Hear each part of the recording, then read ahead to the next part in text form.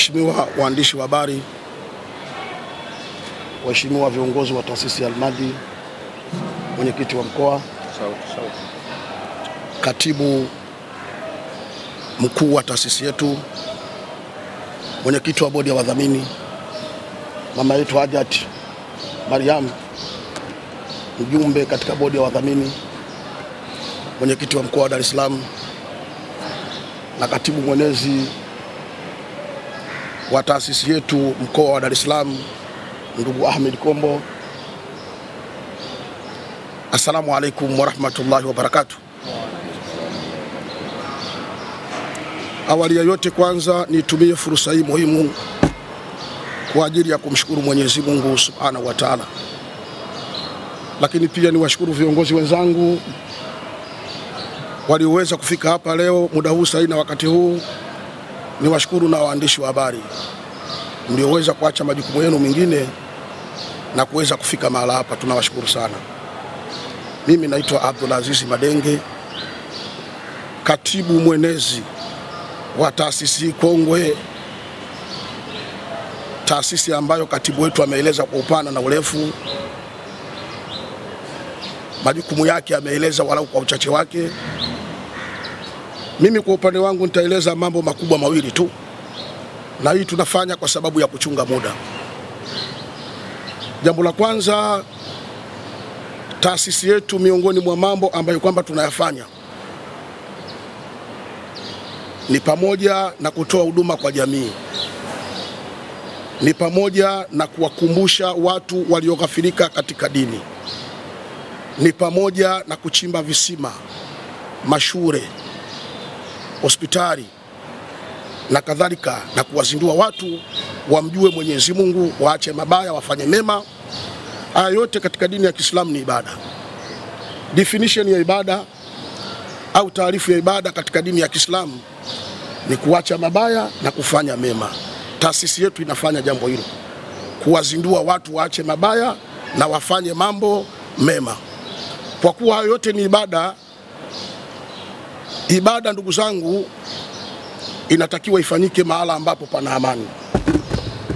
Ibada yote haiwezi kufanyika mahala ambapo hapana amani. Sisi kama taasisi yetu, miongoni mwetu kuna watu wana mitandao, kupitia simu zao tunaona kama kuna viashiria fulani hivi ambavyo vinaweza kama vitaachwa na vyombo vya usalama vikahatarisha amani ya nchi yetu. Sasa sisi kama viongozi wa dini hatuwezi kukaa kimya, lazima tuseme, lazima tunyanyue sauti zetu ili watu wajue kwamba viongozi wa dini nao wamesema.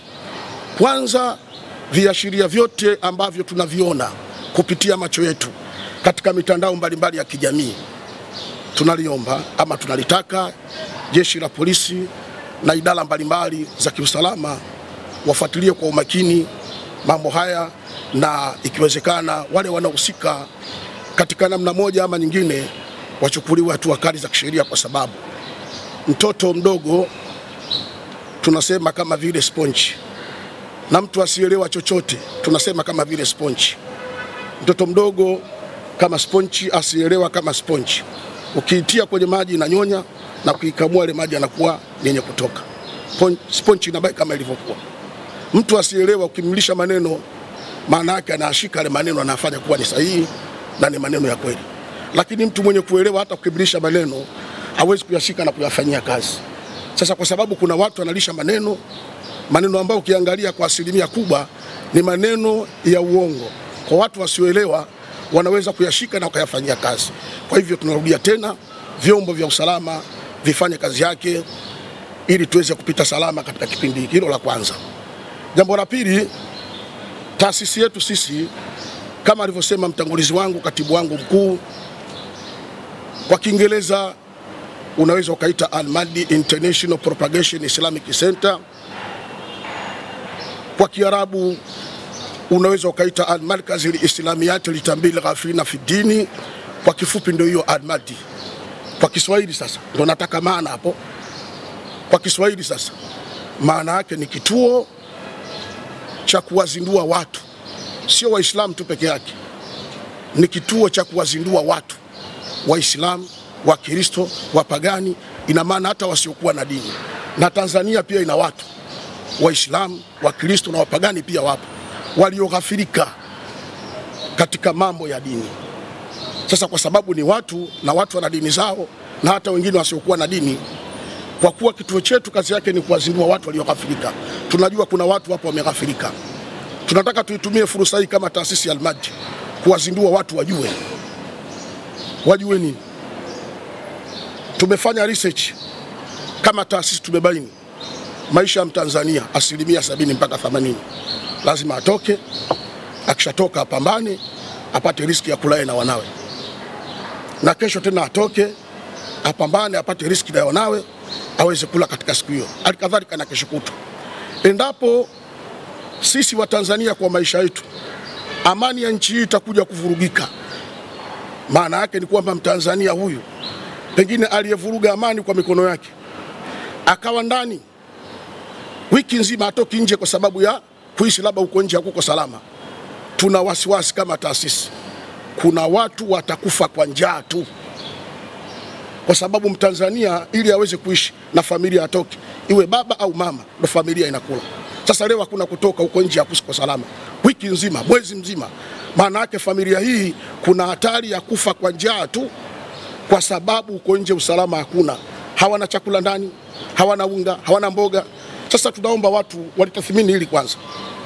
Waarabu wana kitu kinaitwa kaifia, Waingereza kuna kitu wanaita future. Unapotaka kufanya jambo, Mtume anasema kabla kufanya angalia mwisho wake. Wewe Mtanzania ambaye maisha yako Waswahili wanaita pangu pakavu tia mchuzi, ili uweze kutoka ndo familia inakula. Endapo utakuwa ndani hali imekuwa tete huko nje wiki, mwezi, unaweza? Kama hatuwezi, basi kupitia miguu yetu, kupitia mikono yetu na kupitia akili zetu, tunawasa wa Tanzania wasijaribu kuvuruga amani ya nchi hii. Tunawasa ndugu zetu wa Tanzania wasije kuvuruga amani ya nchi yetu. Kwa mfano, tuangalie wenzetu Kongo, tuangalie wenzetu Gaza. Leo Gaza imebaki magofu baada ya kuwa amani imetoweka katika nchi ile. Tanzania kwa sasa inapendeza, Dar es Salaam inapendeza. Maana yake ni kwamba hali ikiwa tete hapa, kwanza nchi yetu itabaki magofu. Kuijenga iwe kama ilivyokuwa zamani Dar es Salaam, Tanzania, itatuchukua muda mrefu sana. Kwa hivyo tuangalie mwisho wa jambo, tusiangalie mwanzo wa jambo. Na inatakiwa hapa, ndugu zangu wa Tanzania, tunazungumza na Watanzania hapa, hatuzungumzi na Waislamu peke yake. Tunawazindua watu wote sasa, Waislamu na hata wasiokuwa Waislamu, katika hili ambalo tunaliendea. Mimi nadhani usishawishiwe na mtu. Use your mind, don't use helping mind. Tumia akili yako na usipende kusetiwa na mtu, kwa sababu inawezekana anayekuseti pengine mambo yake safi, anaweza akakaa mwaka, miezi 6 ameshaweka stock ya chakula ndani. Hata akiwa ndani huko nje alitete, hana shida, anakula na familia yake, wanashiba, hakuna atakayekufa ndani ya familia hiyo. Lakini wewe na mimi tuitazame familia yetu. Tuna uwezo wa kukaa ndani wiki bila kutoka nje? Mtakula nini? Kama unaliona hilo halifai, mimi naomba kupitia press hii, kupitia waandishi nyinyi, mpeleke ujumbe wetu huu kama taasisi yetu kongwe ya Al-Mahdi au Al-Markaz al-Islamiyat al-Tambighi. Na ili halitaishia hapa, inshallah kwa idhini ya Mwenyezi Mungu, kupitia viongozi wangu pamoja na sisi wenyewe tumejipanga, tutapita nchi nzima kuhakikisha kwamba tunakwenda kuwashawishi watu, sio Waislamu tu, wasikubali kufanya hivyo, kwa sababu ni hatari ambayo iko mbele yetu, na tuitazame hii kwa sababu ya familia zetu. Baada uchaguzi kuna maisha, si kwamba maisha yanaishia tu ina maana baada uchaguzi. No, baada uchaguzi kuna maisha. We have bad living condition, tuna hali ngumu. Sasa hali ngumu hiyo endapo utakuwa ndani itakuwa ngumu zaidi. Kwa baada ya kusema hayo, niseme moja tu la mwisho. Tutatumia fursa hii kwa ajili ya kufanya dua, lakini kabla ya kuifanyia dua, kuiombea amani nchi yetu, na Mungu akijalia atajibu dua hiyo, kwa sababu tuna lengo zuri. Kabla ya dua nitamaliza tu kwa aya na hadithi. Sitazungumza katika haya aliyosemwa, yashaeleweka. Mwenyezi Mungu Subhanahu wa Ta'ala anasema katika Qur'ani, baada ya billahi minashaitanir rajim, bismillahir rahmanir rahim, dhahara al-fasadu fil barri wal bahri bima kasabat aidi nas yudhiqahum ba'dha alladhi amilu la'allahum yarji'un. Mwenyezi Mungu anasema uharibifu umedhihiri barani na baharini kwa yale yaliyotangulizwa na mikono yetu. Kwa hiyo Mwenyezi Mungu huwa analeta adhabu ili kuwafanya watu warejee kwa Mwenyezi Mungu Subhanahu wa Ta'ala. Kwa hiyo sehemu ya amani, ndugu zangu, ndio mambo Mwenyezi Mungu anayoyapenda. Tunaposema ibada ni ismu jamaa, ni jina la jumla, lakini ni miongoni mwa yale Mwenyezi Mungu anayoyapenda na kuyaridhia. Mtume SAW namalizia kwa hadithi hii, nifanye dua. Mtume anasema la yuldahul mu'min min juhri wahid marratayn. A believer do not stand twice out of one and the same hole. Kwamba muumini hagongwi katika shimo moja mara mbili. Tunajifunza kwa nchi za wenzetu namna amani ilivyochafuka. Sasa sisi kama waumini haiwezekani tuende tukadungwe katika shimo moja mara mbili hali ya kuwa tunajitambua. Kwa hiyo ndio maana haya viongozi wameamua kuyafanya. Kwa hiyo naingia katika dua. Bismillahirrahmanirrahim. Alhamdulillahi rabbil alamin. Mwenyezi Mungu tunakuomba tujalie katika nchi yetu iwe nchi ya amani. Nchi yetu hii tunaingia katika uchaguzi, ni katika majukumu ambayo yana ulazima kwa mujibu wa katiba yetu. Kwa Mwenyezi Mungu tunaomba waongoze viongozi wetu wa nchi, viongozi wa usalama waweze kusimamia kwa umakini, na Mwenyezi Mungu pia ishushe mioyo ya wale ambao wanataka kufanya uharibifu katika nchi yetu. Kwa rehema na amani na utukufu wa Nabii Muhammad sallallahu alaihi wasallam, tunakuomba Mwenyezi Mungu kwa baraka zako na utukufu wako na uwezo wako, nchi yetu endelee kuwa amani na uchaguzi uweze kumalizika kwa salama.